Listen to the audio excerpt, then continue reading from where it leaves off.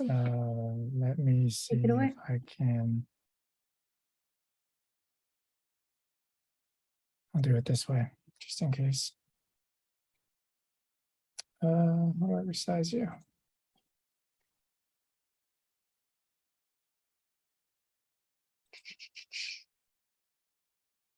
Okay. My app is called Puzzlement. It is a game. It ended up kind of being more of like a phone style game. So I went ahead and pared it down to kind of be phone sized, because it really doesn't fill up the whole page. This is my user login. It starts out this way. You have to log in to get anywhere. And I have my login and register button that do little fancy things. If you type in username and password and just type in hit register to make an account, otherwise it'll log you in and you'll come to the homepage.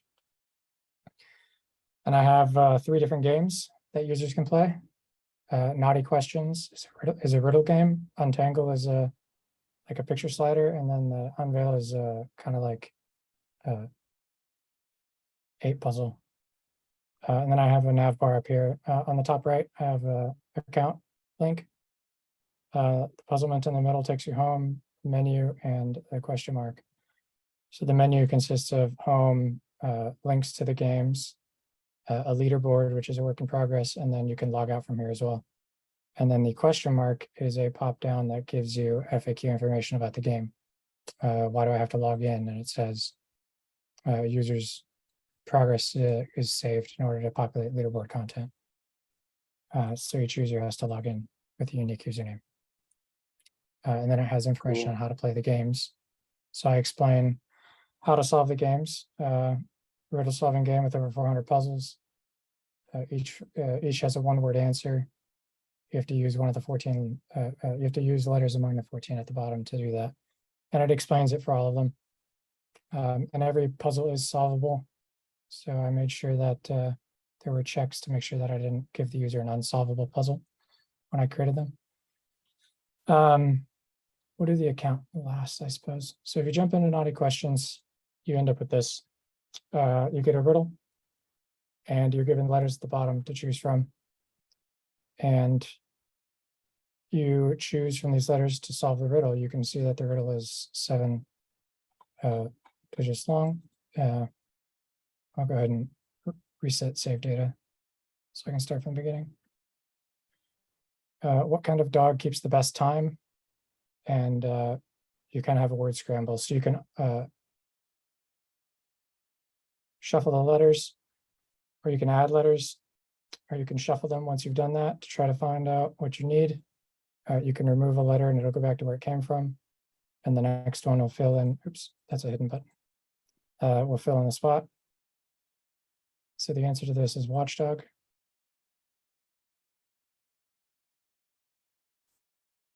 And you'll go correct. Correct answer is watchdog. And you hit continue and you go to the next puzzle. That's awesome. Is it, I missed one, is the information about the correct answer already stored on the client at this point in the game? No. Is it making a call at this point in the game? No, I see what you mean. It is stored on the client. That makes sense. That makes sense. And I kind of map the letters to these spots so that I can return them to where they came from. That's awesome. Cool. And if Thank you. Of course, you can reset it as well. So you do that, and you can progress through the puzzles. There's about 400 plus of these. I ended up writing a script. I found a website that had a bunch of riddles, like a lot of riddles. So I wrote a script that scraped the data off of that page by going through all the category pages and finding riddles that were 1-word answers and had, I made sure that they were not duplicates of each other, or that they weren't, more than 50% similar to each other. And so they should be all pretty unique. So that's that puzzle. And then you can navigate to the next puzzle, which is called Untangle. And it starts you out with an image, which is pulled from an API that gives you a random image. And you can choose easy, medium, hard. And when you hit start game, it scrambles the image and you have to slide the tiles to put the image together. But I suck at that, so I'm not going to do that. However, if you do hit easy, it'll give you the image again, and you can hit start game with 3x3 or 4x4 or 5x5, and it'll count your moves. It How should did you reset get the this. slicing of the image to work? That was hard. Each of these tiles is essentially holding an image behind it, and it puts the image in the spot that it needs to be, and the tile shows the transparent window like to the image behind it. Did you? Got it. Cool. Was there like a library that you used for that? Or did you end up rolling all that code your own? I used a library for the motion. Got it. It's called React Motion.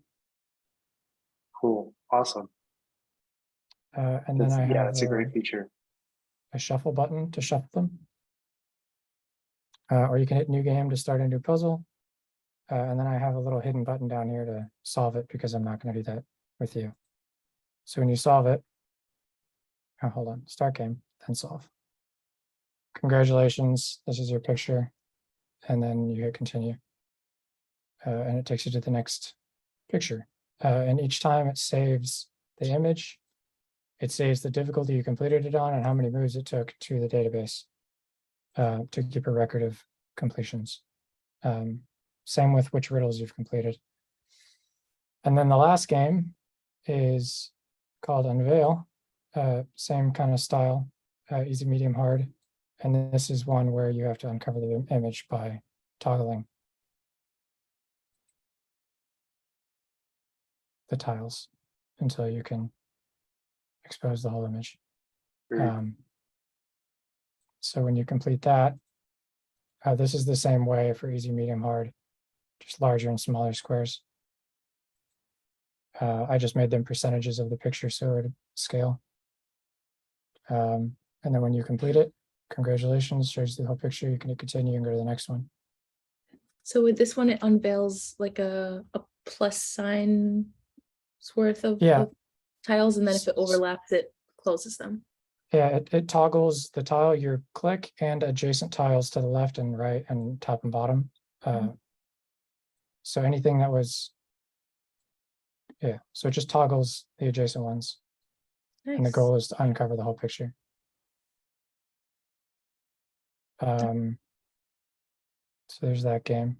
And then the last thing is an account page, which I have a reset save data, so you can delete all your data. It'll ask you, are you sure? This is process not reversible. When you click confirm, it'll delete your save data, so you can start over on all the puzzles, or you can cancel them. And then this is my other API, because I needed another one. I wasn't very needing an API. So it says, looking for a new activity, choose an option from the menu below and ask the idea fairy for advice. So you can pick a criteria, like a DIY project. And then when you ask the idea fairy, which is a nice rainbowy glow effect, she pops up a random idea for what to do. Very cool. It's a great way to build a feature around a requirement. I'm a fan. All right.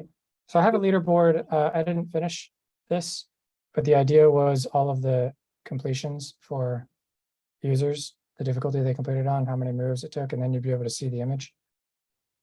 But this is something that I didn't really get around to doing until like this morning, so it's very not done. Very cool. Can you sorry, I didn't mean to interrupt. Yeah, go for it. I was just going to ask if you can just quickly just talk through the models that you're using. I'm seeing it looks like a user, and then there's a score, and then maybe you're getting the scores for the leading board, or yeah. So there's the login model, and then I have a one-to-one model that has individual scores separated into another table. So it has not individual scores, but more like individual progress, right? Because it saves your progress throughout the game. When you go back, you go to the same puzzle, you go to the same letters. Every time it comes to a new riddle, like this is a 5-letter answer, it's clock. It makes sure that those letters are down here, but then it generates random letters for the other ones. And I didn't want it to populate new random letters every time. So I saved that information in the database. So when they come back, they get the same letter choices. Got it. That makes sense. I think you had explained that, but I missed it. Yeah. Thank you. Same for keeping the image. Same for keeping the tile orientation. So when they leave and go back, it's the way they left it with the number of moves that they had. It pulls that from the database. And then I have 3 other tables that are specific to the puzzles that keep the leaderboard data. So those have foreign keys to the user, the app user table, and just keeps a Awesome. list of completions. Cool. Very cool. Thank you. And then log out, takes you back home. Awesome. Thank you so much. Okay, Yeah, great demo. Thank you. no questions? All right, good. Any questions? I think they're cool. I would want to play them. Yeah. There's 400 puzzles. Maybe I'll get it posted and you can play it. 400 riddles, That'll be more cool. than that. Nice. Awesome. Thank you so much, Justin. Dan, you're next. All right.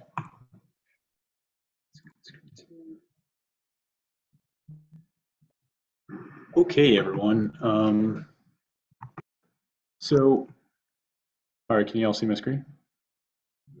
Cool. Yeah. All right, welcome to Cloud Coin Knowledge. What this is a kind of a cryptocurrency research website.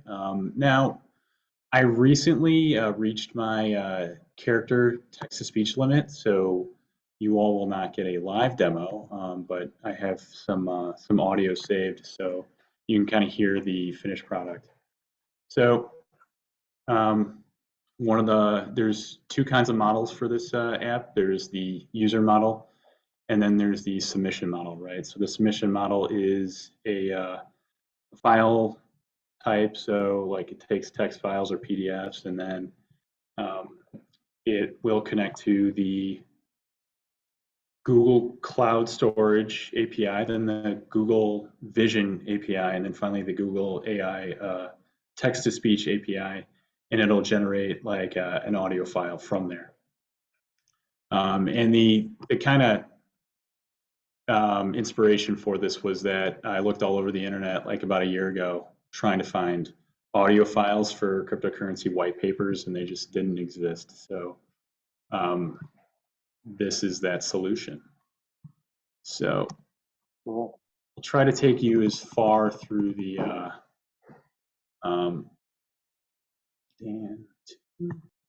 process, or as much as I can demonstrate without actually generating an audio file as possible.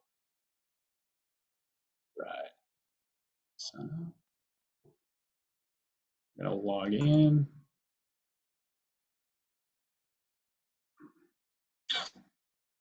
All right. So now in this kind of central pane right here, with the Bitcoin kind of symbol right behind it, you'd input your file name, and you'd choose the file to submit, and then you'd upload it. And then that's when, if it's a text file, it gets submitted straight to the Google text-to-speech file, and then that path is saved back into the database. Now, if it's a PDF file, the PDF has to be sent to the Google Cloud Storage API, because the Google Vision API that does the actual like PDF to text, it needs to access it from Google Cloud Storage. So now we're gonna log out here. I'll log in to kind of show you what like an actual submission would look like. And did you end up creating like a Google Cloud or project account or something like that for these things? Or Yeah. like, got it. Cool. Yes, yeah. All right, so this is what, like, once you've generated an audio file, this is what it'll look like here. And this was the audio file that was midway through being generated when I was cut off. So you can kind of see you have your file name right here. You have your play, run. You can adjust your volume here, and then you can delete the file. Now, let me play it for you.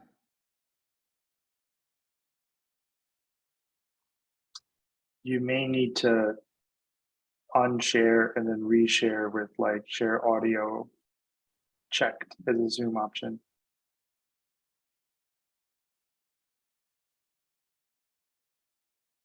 Oh,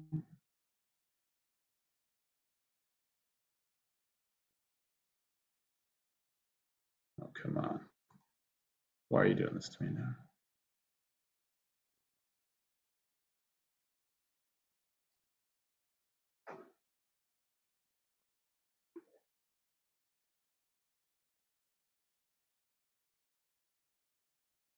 One, introduction commerce on the internet has come to rely almost exclusively on.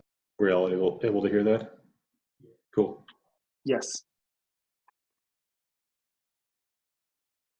So, and one of the issues that I had to kind of overcome was after a certain amount of characters, text-to-speech will no longer,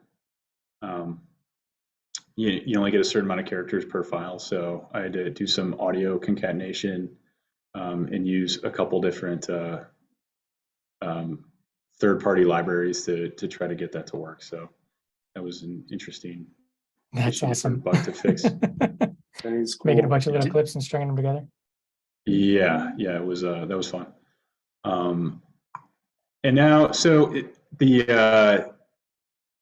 of the research part of it. So once you've generated your audio clip and you're like, look for the coin. So what I have here right now, just for like a not super functional right now, but you have like a list of different coins here. So like Shiba Inu, Bitcoin,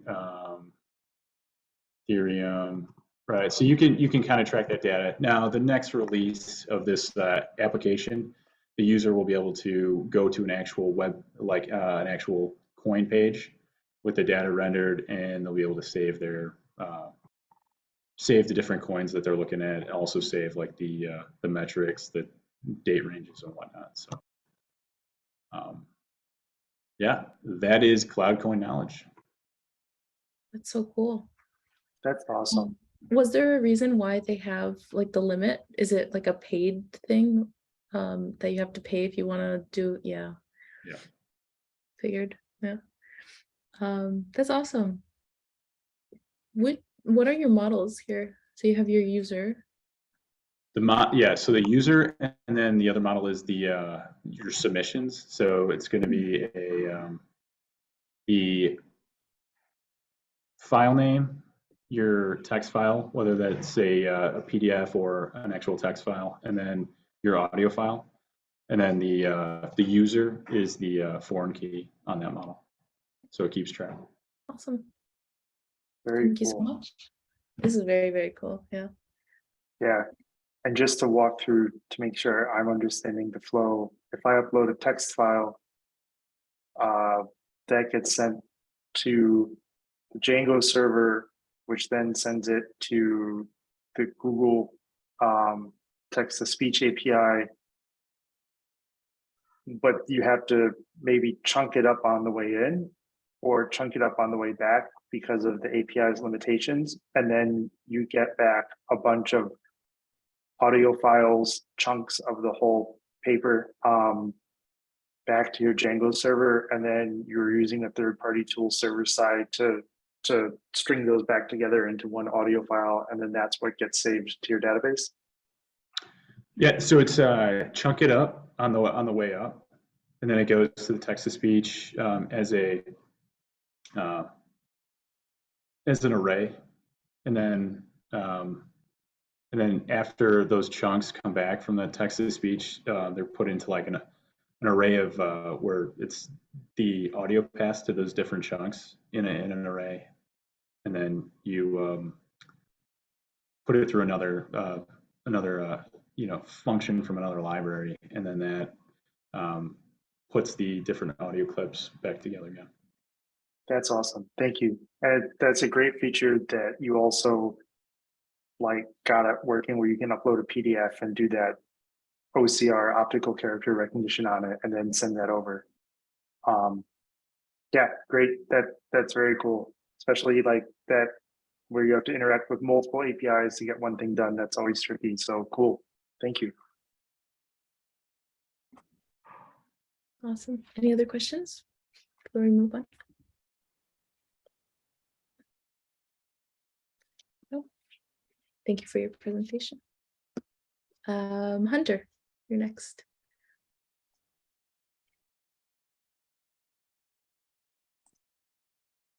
Oh, there it is. Okay.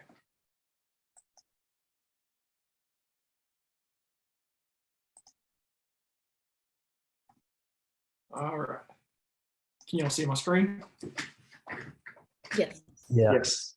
All right. Welcome to the Paw Platoon app, pet care for the military community. The problem I was solving was being a military member with multiple animals. When you get in PCS pretty consistently, getting sit on TDYs out of the blue, and you need someone with base access to take care of your animals for you. And that's a difficult thing to find. You can usually sign somebody on for a week, and then you don't want to have to keep doing that over and over again. So my app connects people with base access for pet care. So when you're signing up, you choose a role. You can be a pet care provider or a user. I already have some logins here. So that's my wife is Crystal. So I'm not very creative when it comes to names. So when you log in as a user, you go to your dashboard. You can do all kinds of different things from here. You can add your pets, and you can also view the pets that you have. You can edit these. And when you're first logging on, you want to connect to the base so that you can connect with the providers that are also associated with that base. So you go to the connect to the base, it zeroes in on your location, and then it shows you any bases near you, and you can choose those and connect to it. I've already connected to Dias, so that's where I'm at. But I have every base in the world on here. That's very cool. What happens when you press connect? What does the application do? When you press connect, the bases are models, and then the user has a foreign key base on their model. So it adds that base to their object, to their model. Got it. Very cool. Thank you. So after you connect to a base, you can connect to a PAL. And when you press connect PAL, it pulls up all of the pet providers that are connected to that base. And then it shows you a little bio, their rate, and then the base that they're connected to. And then you can, there's not a whole lot going on here, but you can go to their little profile and then connect. And you can then message this person if you want, or schedule a walk. So let's do tomorrow, 2:15 for my 2 dogs. That's great. And so the messaging is all set up, and I assume it's all being stored in Postgres and stuff. Yes. So yeah, that's awesome. Based on who you're connected to, it connects through there, and then you have your own username based on your unique username that you signed up with. Got it. Yeah, that's a great feature. Was that, what API was that for the message? Stream chat. Stream chat, and it sends, how does that work? So you can just like, how do you view it, or like? I mean, you got to go to the message right here to view it. I wanted to do the little notifications like you had when you, like, whenever you get a request or get a message, it pops up when you message or something, but I wasn't able to get to that. But I mean, I can show you the code for it if you want. No, I mean, just like, so you message somebody and then how do you see that you got a message, or how do you talk to them or whatever? Oh, that's what it looks like. Yeah, you just message them on here. That's cool. Yeah. That's And awesome. then is the scheduling also an API? No, that's the walks are a model that I have. So yeah, that connects them. But then you can Cool. see your upcoming walks that you have scheduled, your completed walks, and you can view the details on them. Yeah, so this is the, you can view your profile, you can edit your profile. And this is the user side of it. So if we log out and we sign in to me, which I'm a pet care provider,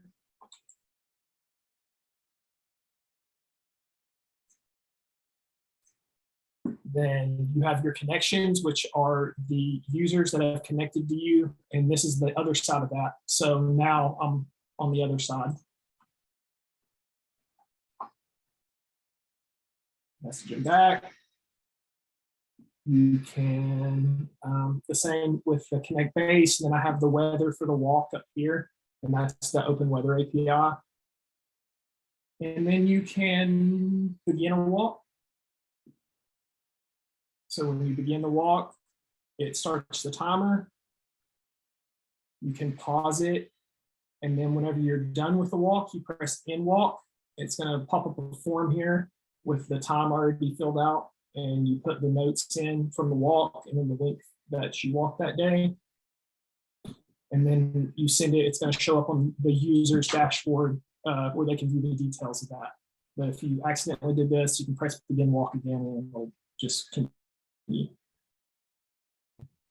That's very cool. Yeah, that's a great feature set. Yeah, so I don't think I'm missing anything. Are you No, that planning was a on great. Sorry, go ahead, say that.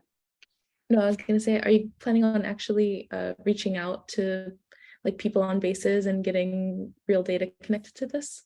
I feel like this is a like something that people would actually use. Yeah, I would definitely use it. I want to make sure that it's the best it can be. It's like far from what I want it to be right now. So yeah, after I get it in good working shape, then yeah, I think that I'm gonna start reaching out. Awesome. Yeah, Same with everyone else. Oh, I'm sorry, Adam. I was just going to say I agree. I think it seems like a very cool idea that I could imagine people using.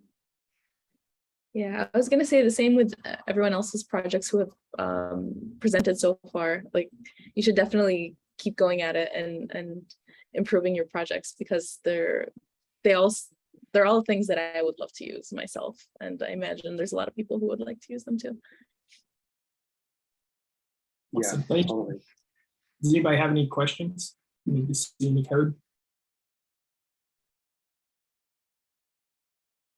All right, thank you.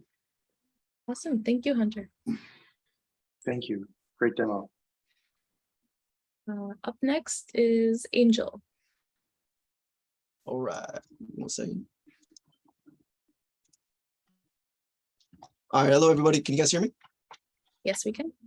Yes. All right, my project Whip Up. So this is a tool I made to help generate ideas for what to make for dinner. So once you log in. Oh no, all right, give 1 second. Are you pulling a Skylar? Oh, sorry. So this is the homepage. So you get prompted to the welcoming screen. You get access to these banners. And then you go between each. So you guys can get recommendations on meals to make, drinks to make, and then desserts. And then whichever one you like, you can save to your saved dishes. So here's a randomly generated 20 popular meals that I get from my edamame API. It's a really good API that I recommend. It has like a lot of good details, and as you can see when you so I click this one.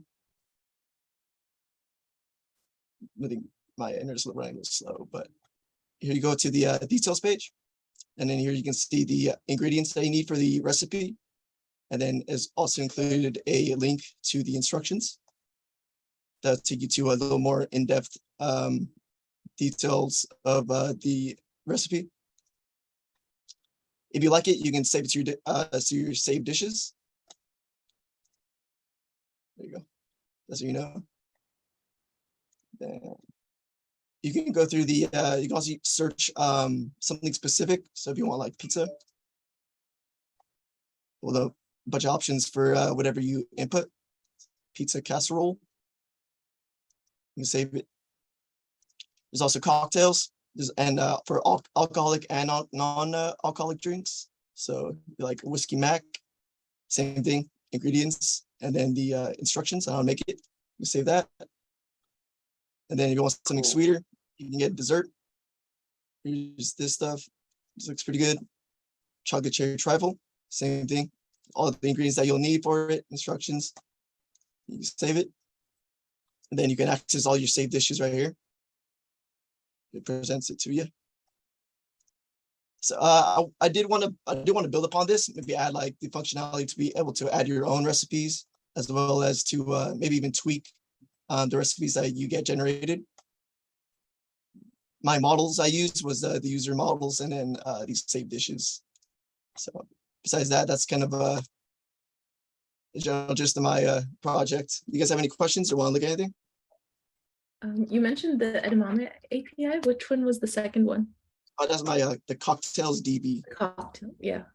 Awesome. Yeah, that was a great. That was a great like. Angel? I'm sorry, say again.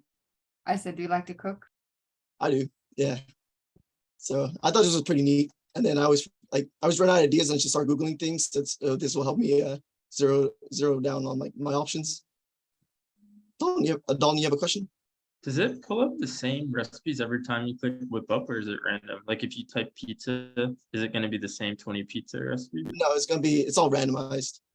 The API doesn't really allow you to like be specific. It's always just kind of random. But I kind of like it just because you can add whatever's like your favorite. Yeah, that's really cool. Thank you.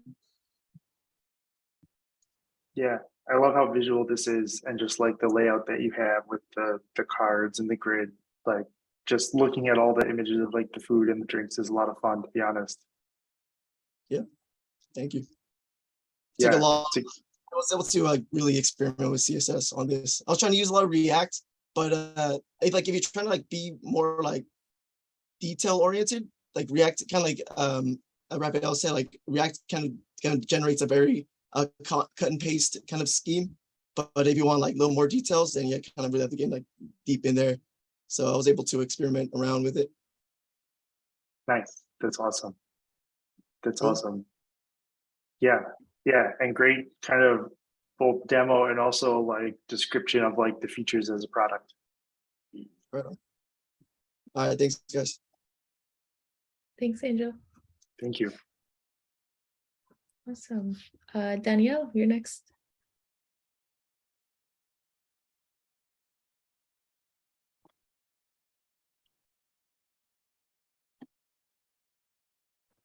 Yes, can you see my screen?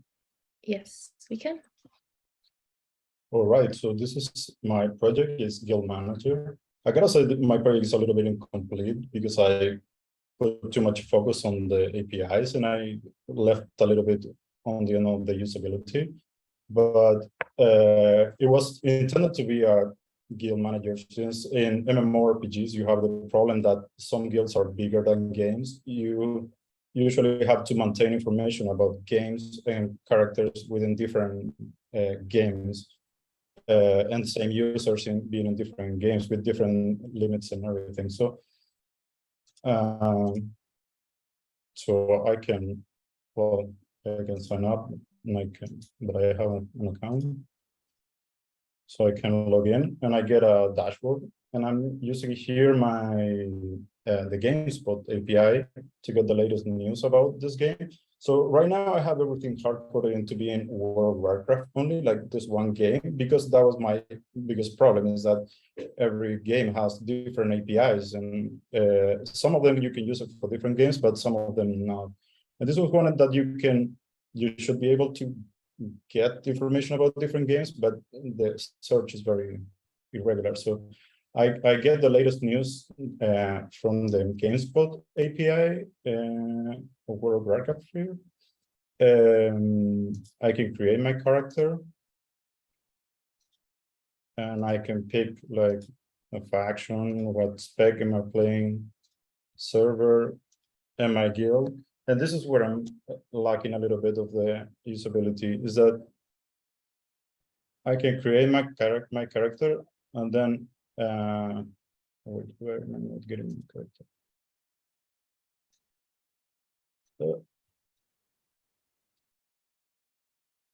Okay, that doesn't work. But you can edit your character, so you can create a new guild too. And you can submit. And then, yeah, like here you can see your current guild's data, and you can update the names.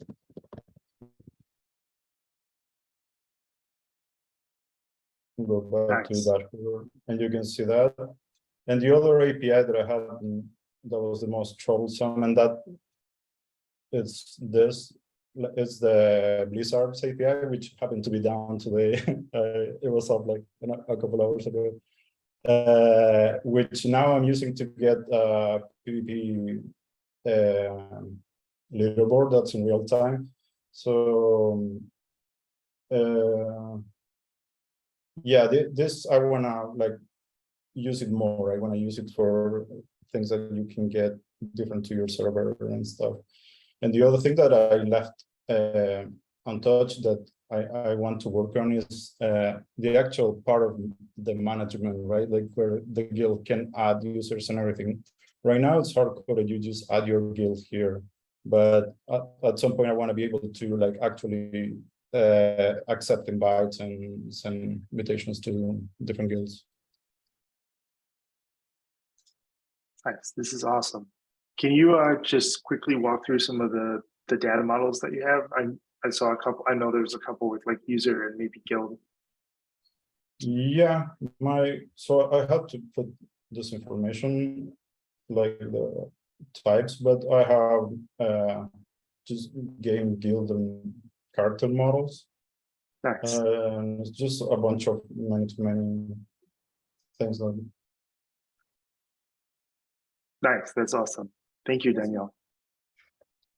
And I'm glad that API Yeah, that's it. up. Hmm? I'm glad that API is back up. Yeah. That was very good. I had a backup here. Yeah, that's awesome. Oh, any questions or anything? Yeah, I got a question. So I noticed like you had a check me out button on like Yeah, some of your that does pages. nothing. What does that do? That does nothing. Oh, There's no removing. okay.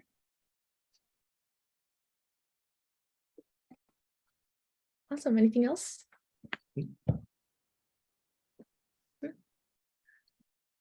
Thank you, Daniel. Thank you. Awesome. Who's up next? John. You have the floor, John.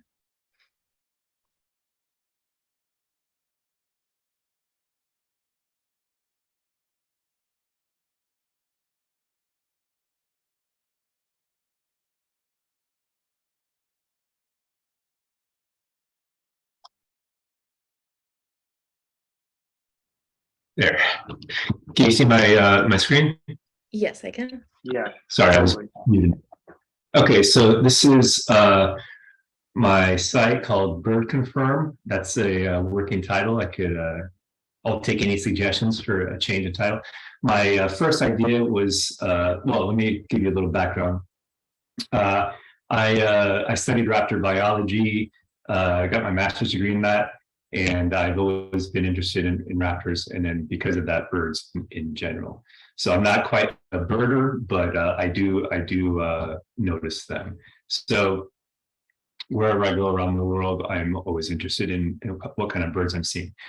So my idea was to actually be able to record a bird's song, and then from that, be able to identify it from, there is a website called Xenocanto, and that has a whole bunch of bird song recordings. So I wanted to be able to compare those two together, and identify the bird automatically. Unfortunately, they do not have fingerprints of their bird song, so I couldn't do a like a sound hound for birds type thing. So what I did instead was the next best thing.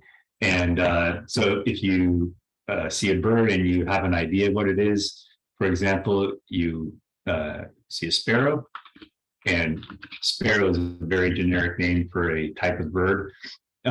There are many different species of sparrow. So you just go, okay, I see a sparrow. Let's see what we could find here. And so my first API is calling Xenocanto, and it is currently looking for all the birds. And then these are all these sparrows that are within 100 kilometers of your location, which is, my location is right here. And this is found by using my second API, which is called Abstract, and it takes your IP address or the user's IP address, and basically it finds the lat long of the ISP for that for the IP address, excuse me. So that these are all the birds, sparrows, and you could click on them, and it'll tell you the common name in English, the genus and species, the date that the song was recorded, the type. Usually the call notes is the type of whether it's a song or a call or like a display call or something like that. The call quality, 8 being the best. And then if you want to like take a look, you can do that. It'll automatically. And when you click on the bird, that information that popped up, was that coming from an API or your database? This is coming from the API. Got it. Cool. It's from Thank you. Yeah, the same one that has all the points for these birds. Got it. Thank And you. so, Thank you. yeah, and then this automatically goes to images for the bird, so you could compare what you see with these images. And if you hear the song, you can click on the bird call link. And I forgot to share the sound, but that was a really beautiful call. Oops. I heard it. Actually, let me Yeah, we heard it. do that. Yeah, we were able to hear it. Okay. I'll go ahead and do that again. Okay. All right. So what I would like to do is to, so let me just show you. So this is Rufous collared, and so this is a different species, grassland sparrow. So you have options if you're not sure. And if you have no idea what kind of bird you're seeing, or you just want to see like the different types of birds you might possibly see, you can leave this blank and you can do a check. This might take a little bit longer. The Xenocanto API or their server is a little bit slow because it has so much data and it's self-funded, so they don't have any money coming in, or not very much money coming in. But okay, there we go. So these are all the types of birds. You'd have to, click on each one to see, but. And then you could also do, if you want, for example, to see, like I'm interested in raptors, so I could do the family name, Xiphitridae, which And then, so you could use common name, just part of the name, the family name, the genus name, and it'll give you all. So these are all different types of basically non-falcon diurnal raptors. So there's Harris hawk, roadside hawk, another roadside hawk, yeah, black hawk eagle. And let me just show you if I could do this.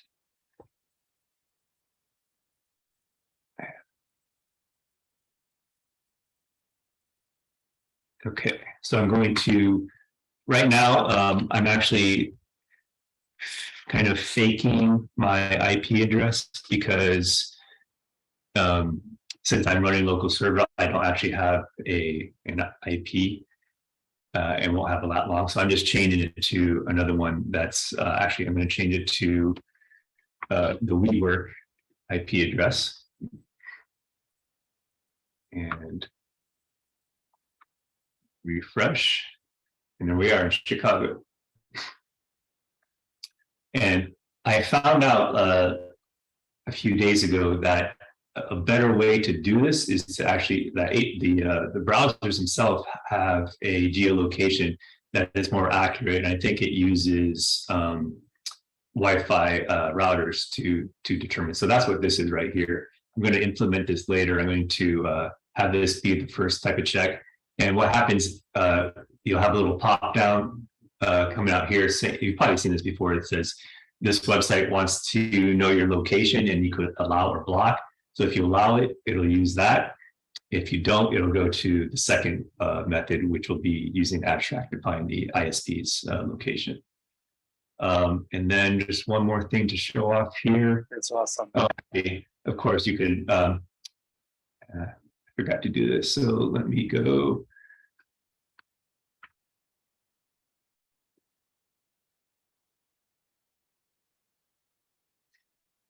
So this is a bird that a few of us saw the other day when we were out having ramen, Cooper's hawk, just to show you guys. That's what they look like.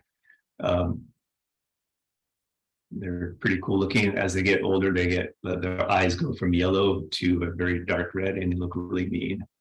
But okay, so you can see here is these things here. Image search is the last thing you could click on there, or you could read.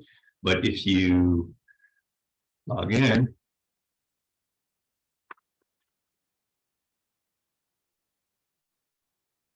let's do that again.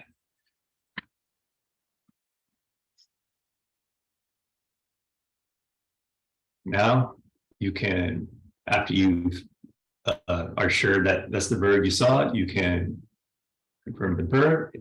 It gets saved to the database, and then you can go to My Birds and then look at your birds. And that part hasn't been implemented yet. Having problems pulling in the birds, but it does save to the database, and you can also delete from there. And then the one final thing is the other API I'm using is called Thunder Forest, and that it provides these map tiles. So future implementations will allow the user to, among other things, change the radius and then change the type of map they see. So if you want to have some fun with your map, you can do this. You could have an old Pioneer map. Wait till everything.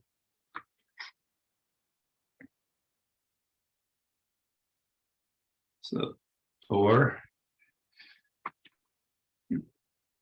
you're into, if you guys know Spinal Tap, this is the map for you. Oh.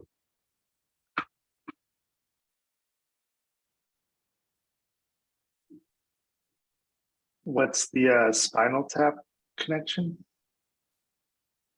It's just the Thunder Forest calls this Spinal Map, so I figured it's Spinal Tap. They named it after Spinal. And Spinal Tap is a movie. or it's a Okay. Yeah, not a rockumentary, but it's yeah. I thought the map might like go to 11 or something.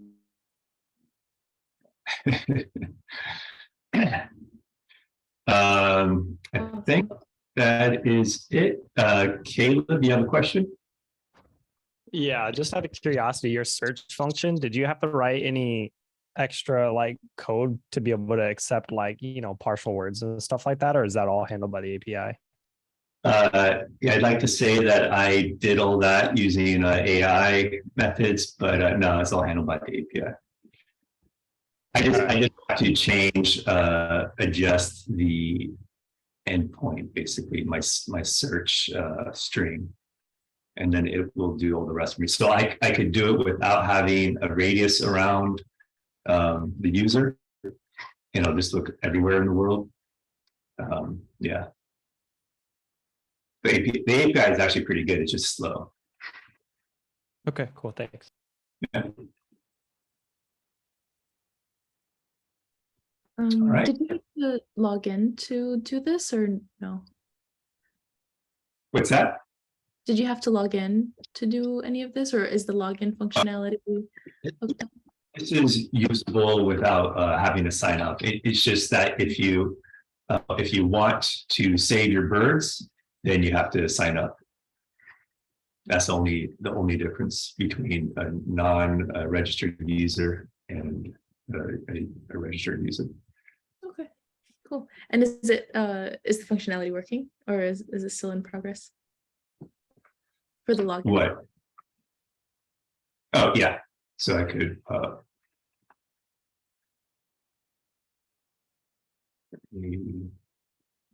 So I was actually logged in. I'll log back out, or I just logged back out, and then I'll show you the difference. Just waiting for the API to bring up the brand. Okay, there we go. So here, if you're not logged in, you can see there's image search is the last thing here. But if I log in and Awesome.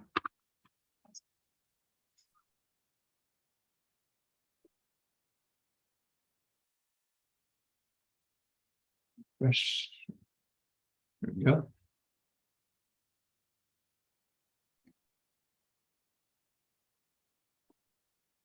So this is actually, I was kind of disappointed I couldn't do the automatic, or basically the sound hound for the bird calls, but as this is actually going to be quite useful for me, so I'm going to continue to develop it. So now image search was the last thing before, and now you could confirm that bird.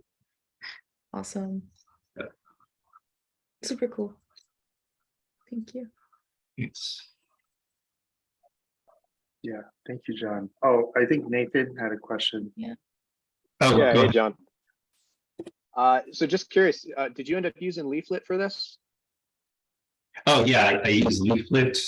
Yeah, I use Leaflet, which is, I guess, an alternative to Google Maps. I'm not sure exactly if Google Maps is the same thing or it has more, but yeah, Leaflet with. So these maps are kind of, some of them are provided by OpenStreetMaps, and what I'm using is Thunder Forest Maps, which I also think also uses OpenStreetMaps, but then they apply other things like this Spinal Tap on top. Yeah. Yeah, it looks great. Anyone else tried Leaflet?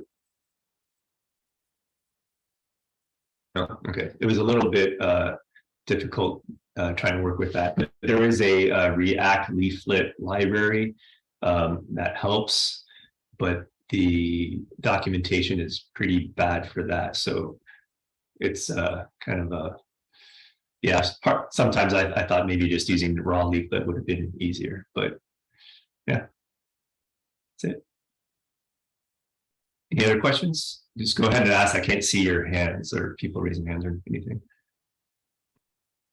No. All right, thanks a lot. That's it. Thank you so much, John. Thank you. Okay, Michael, you're up next. Michael, Okay. yeah. Can you guys see my screen? Yes. Okay, so This is my personal project. So I'm trying to make a Tamagotchi-like game, but with Pokemon. So I found this manual that kind of goes over like the different functions of Tamagotchi, and it kind of used it to base my program off of. I did a little bit less features just because I wasn't like I didn't want to program all of this. So it's kind of a lot. But so I made like a kind of like a simpler version. So and I actually published or like deployed it so anybody can play if they want. So you can sign up. Now I'll just walk through like the beginning. So if I made like test it, so I can create a new person or new account, and then when I log in, you can go to this adopt Pokemon page. So I pull these Pokemon from the Pokemon API, the Poke API. I use two Pokemon API. But so the Poke API, the one that we used in class, you can use this. You can like pick any Pokemon you want. So I'll just pick this one. And then you get your Pokemon in this little like Pokemon park. If you click on this button here, you can see, you know, how happy it is and how full it is. So right now they're at like average happiness and average hunger.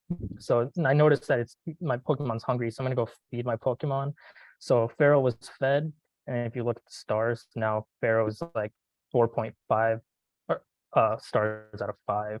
If I try to feed him again, Pharaoh's not hungry anymore because, you know, he's pretty much full. So the way I have it is that if they have 4 stars or more, you can't feed them anymore because, you know, like that you'd be overfeeding your Pokemon. So yeah, they're not hungry right now. And then to make them happy, you can hit this play button, and then it follows the Tamagotchi game. So a number appears on the left side, 1 through 9. And then you have to guess if the number on the right side is higher or lower than this number. So since it's an 8 and only goes from 1 through 9, I'm gonna assume it's lower. So okay, I got that wrong. It was a 9. So when you get it wrong, they actually lose happiness. So he got mad that I got the answer wrong. You can just kind of do this. Okay, so I'm really bad at the game apparently. But okay, so I got one right. So now the happiness is going up because I got the Yeah, answer no, right. this is great. So I got it wrong again, so it went down again. If you ever confused on how this game works, click this button. I apologize for the font. It's kind of hard to read, but I had a different font originally, but then when I deployed it, it looked weird on different computers, like on Mac. It was this like really ugly cursive font for some reason that was like impossible to read. So I just kind of set it to a default font, but now it kind of makes the font a little hard to read. So I just got to go and eventually fix that. But yeah, so it kind of gives you like the little details. And if you wanted to, you can, like if you said like, okay, this Pharaoh's kind of whack, I don't want this one anymore. You can like release this Pokemon and then you can adopt the new Pokemon. So I can go like get my boy Snorlax, and then I have Snorlax here. Some functionality that I implemented. So this game's like a time-based game. So you kind of like come in, check up on your Pokemon every now and then. So every hour, so ignore all these like errors. The game works. It's just I don't know why it always throws these errors. But every minute it'll ping the database and see when it was fed last. And depending on how long it's been since it's fed, it'll adjust the stats in real time. So like if for every hour that the Pokemon hasn't been fed, it'll lose half a star in hunger. And if the Pokemon's starving, it'll lose like a whole star in happiness. And if the Pokemon has like no happiness or no, and they're starving for over 72 hours, they'll run away. And I can try and like, I'll see if I can show you guys that. Just give me a second.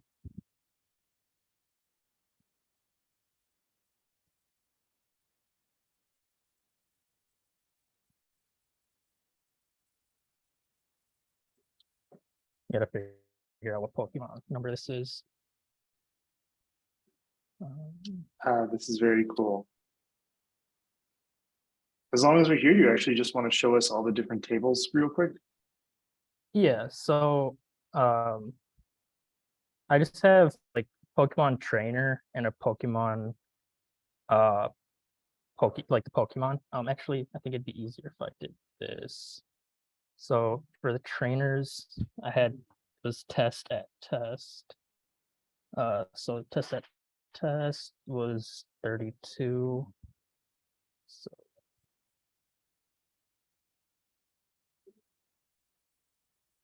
So Snorlax is 34. So this is when it was last fed. If I just copy that, did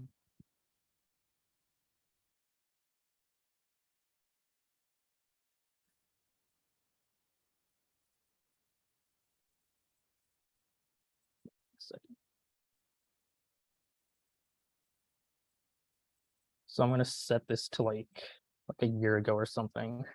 Or actually, first I'll do it like a couple hours ago just to show you in real time. So if I put like 18,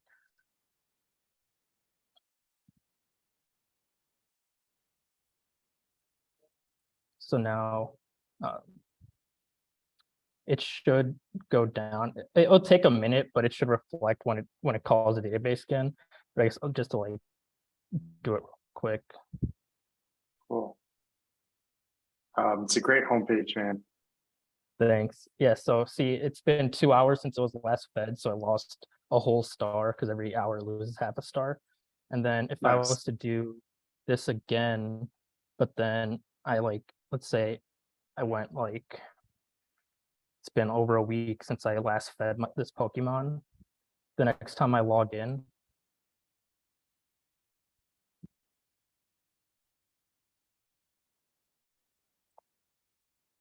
your Pokemon was unhappy with the way you neglected it and it ran away to find a better life. But even though you're a neglectful owner, you can still just adopt another Pokemon and probably neglect that one too. So you don't have to worry. So I'll just pick Tentacool. So another cool thing that I got working on this, so the other API that I use is another Pokemon API, and let me actually show it. So this one I used to get the Pokemon's cries. So the first Pokemon API didn't have this sound, the sound files for each Pokemon. So I found another one that did let me get that, but it was kind of annoying to set up because you have to like download the Pokemon Game Boy ROM, post it to the API, and then pull data from the Pokemon game. So it's kind of annoying to get it set up, but I finally did it. And then to get the Pokemon sound to work, I actually use Raphael's NPM package, WAD. It's like a web audio player. I thought it was kind of cool. I remember him mentioning it earlier in the boot camp. So I like looked into it and I put it in my program. So it's like I imported WAD over here and then I use it to play the cry. So whenever you click on your Pokemon, it should play their sound. I don't know if you guys can hear that. You guys Can you do that able to hear again? that?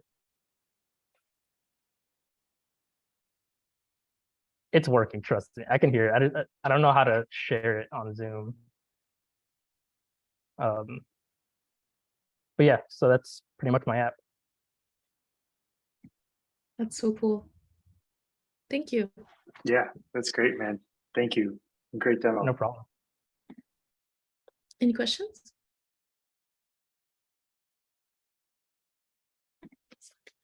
All right. Michael Echeverria. All right. How do I pronounce your last name? Yes. Echeverria. Echeverria. Okay, thank you Yeah. so much. Okay.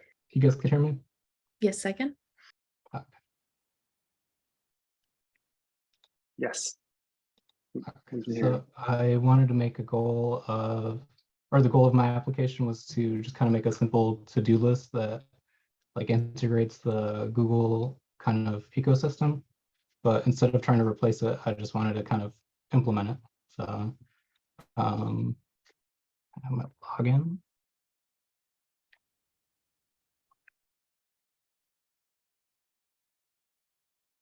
So you could add to-dos, obviously.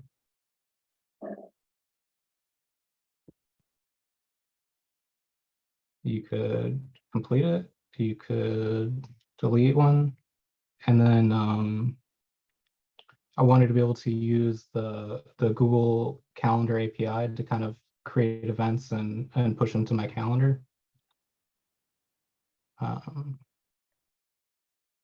So anytime you access it for the first time, it's going to go ahead and do the Google authorization.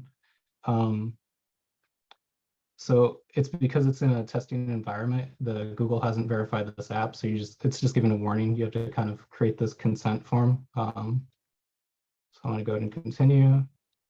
Go ahead and add it. So then authentication flow was completed.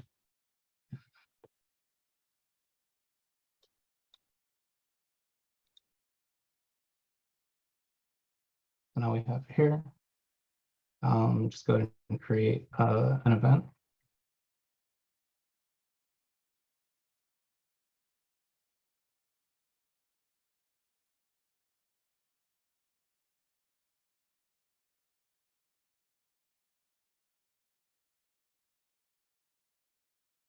Go ahead and save. But when we go ahead and, so I guess that is broken. I didn't even notice that. It's supposed to redirect right there and reload. But I guess I could show you right here. This, as soon as you load the events, it's actually pulling from my calendar right here. So I just created a bunch of dummy kind of events in the calendar. And so it just kind of has the title, it has the location, kind of same information here. You got a description, the date, and then I even added a link so you could go ahead and verify, and it pulls up the calendar, and you can pull it right here. And also, That's awesome. let me see. And can we see the So- event that you just created on the calendar?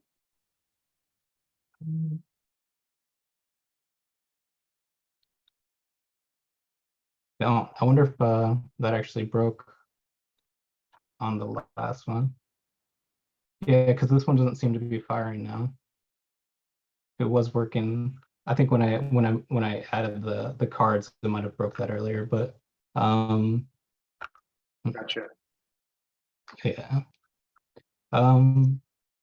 So the biggest kind of issue I had was kind of getting to this point. The Google API is kind of very overwhelming. I wasn't expecting just kind of like the mass, just how big it was.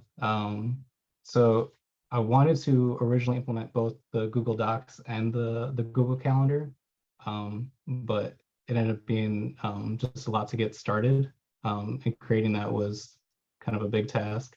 So something I would like to be able to do would be able to add more functionality with the calendar, being able to add different fields. And also I wanted to add the Google Docs API so that I could push like a note to a template document. So that's all I have right now, since the event thing won't fire. But that's awesome. I'm glad you got the calendar API working, because I know that's a pain. Yeah, actually, that was a big issue. I ended up having to kind of create this.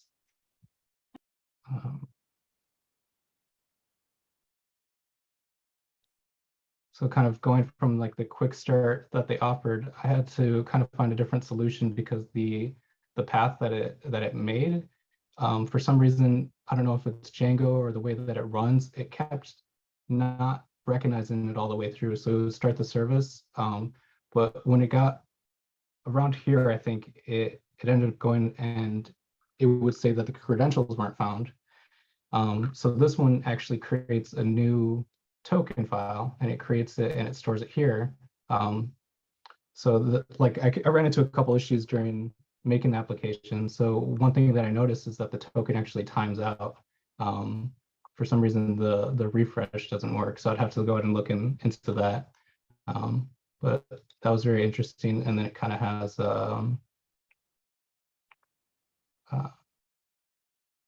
so this creates the service, but when you go into like views, working with it was very interesting. So like I created some kind of dummy data right here to respond. So I would create the service, and then from the response, you kind of tack onto it. So if I want to go ahead and communicate with the calendar, you have to like specify events, what you want to do. So if you wanted to list or insert, you could do it from here. And then you kind of can specify which calendar ID you want to work with. By default, it's the user's primary. So whatever your default is one for Google Calendar. And then you could also add additional things. So like I would create like an event body and then you have to execute. So yeah, it was very challenging to get started with the API here. Yeah, I bet. And what models were you using? So you have your to-do list, right? Or Yeah, the to-do list and users. I don't have like fully functioning with the database, so that's something I need to fix. okay. Awesome. Thank you so much. Yeah. Thank you, Michael. Okay, Meredith, you're next. Hi. So my app is not finished. But I'll just show you what I have. So it's a little raw right now, but my idea was to create a practice journal for musicians. And it kind of came from because I'm a classical musician, and when I was going through school, it would have been handy to just have some sort of like easy digital way to like make notes during practice sessions and make goals and stuff like that. So right now I have a sign up, which I'm gonna sign up.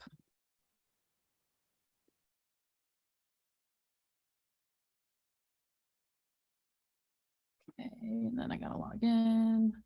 Oops, let's log in.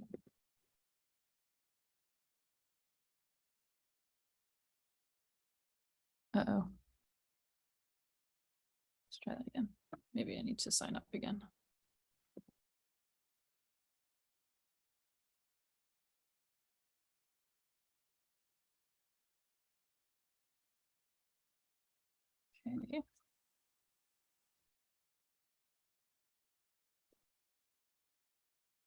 Okay. Okay. I really struggled to get my APIs working. I also tried to do the Google Calendar API, and I couldn't get it working. In a panic, I added just the Pokemon API, and I have the weather API here. That's a great hack. That's awesome. I also accidentally deleted my user with all the entries I stored. So I'll just put an entry in so you can see someone creating an entry. And then it displays here. And then when we click on the entry, we can update it to something else. I think it should update. Yeah, so it updated. We can go into the user profile and update the account information. So,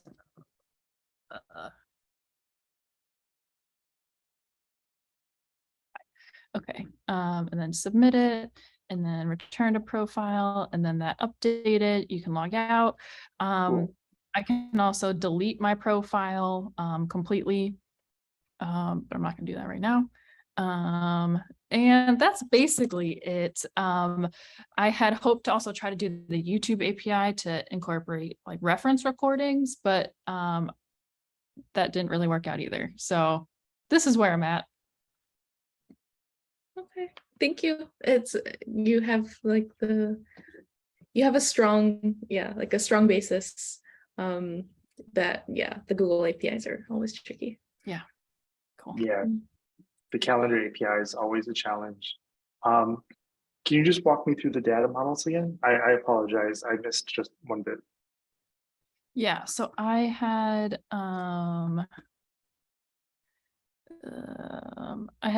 the user, a profile model, a journal entry, and then there's another part I didn't get to. I was going to have basically a task list also with each entry, kind of so you could set your goals or your warm up for the day or whatever, and then check it off when you were done.